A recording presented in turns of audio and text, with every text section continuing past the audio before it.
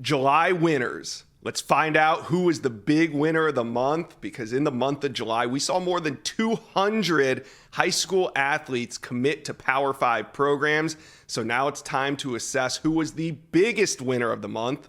Now, remember, we do this every single month. So save me the comments about how winning the month doesn't mean everything. Of course, it doesn't mean everything. We're just having some fun. It's not that deep. If you're going to leave me a comment on who you think won the month of July. All right, let's get to it. Sam Spiegelman, national recruiting analyst. Sam, we're going to do the top 3 in reverse order. So let's start with Auburn. Now, the Tigers were hot. They had a total of 6 commitments in the month of July. And one of the biggest reasons they brought in Hugh Freeze is to stockpile talent. And look at what they did. This is a big month of July. They landed 5-star wide receiver Perry Thompson. They flipped him from Alabama. They landed 5-star linebacker DeMarcus Riddick. They flipped him from Georgia. 4-star corner Jalen Crawford, 4-star athlete Malcolm Simmons, and 4-star linebacker D'Angelo Barber round out the list. I mean, Sam, for Auburn to come in here, they started the month of July missing on Cam Coleman.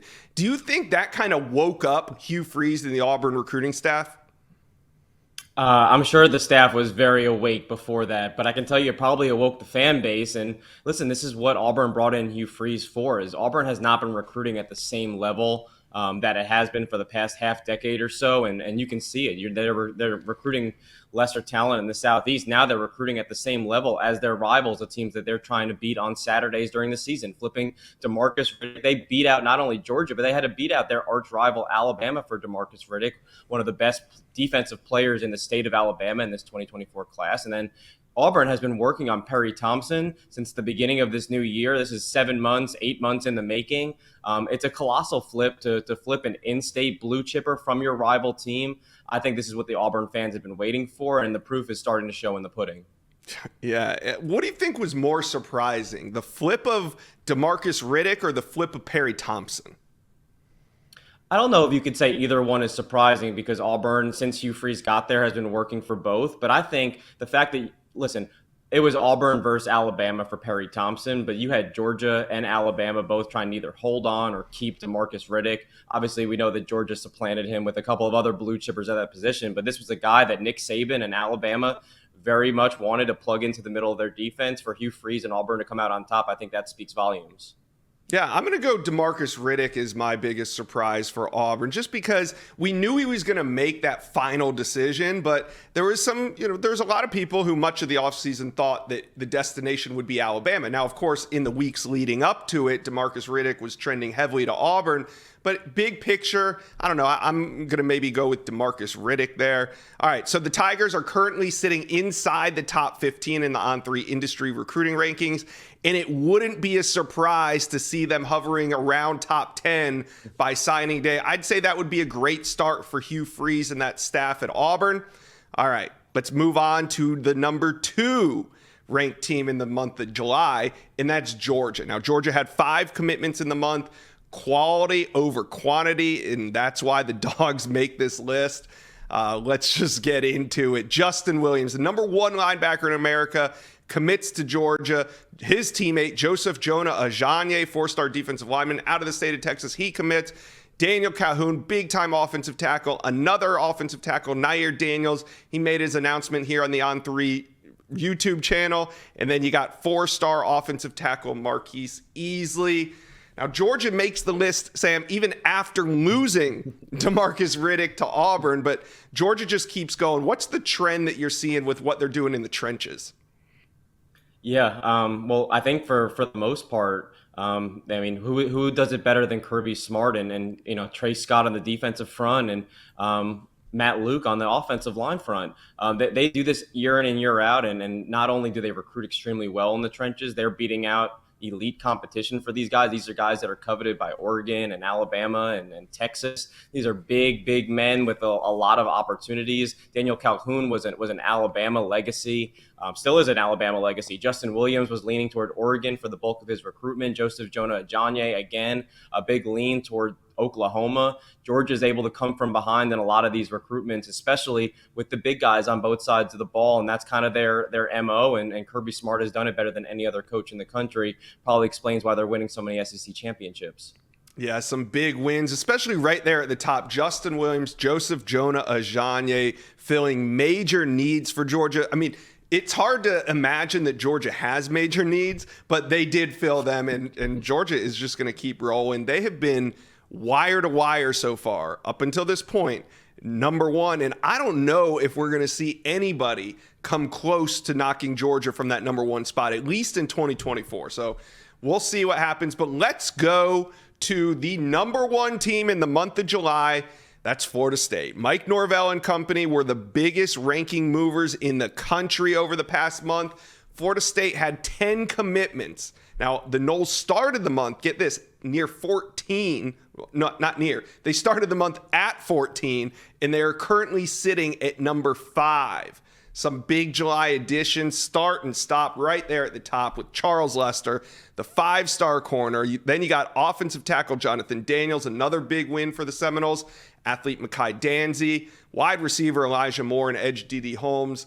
Sam, let's start at the top right there with Charles Lester. You knew it the whole time, right? He was going to Florida State. No sweat there from the Colorado Buffaloes. Yeah, this was Florida State's biggest target. They had a big DB coach this offseason change, going from Marcus Woodson to Pat Surtain, and this is why Mike Norvell went out and got one of those Florida high school football legends, an NFL legend, a pedigree. Pat Surtain deserves a big amount of credit for not only maintaining Florida State's momentum, but like you said, Deion wasn't going anywhere. Colorado got him on campus a few days before this decision.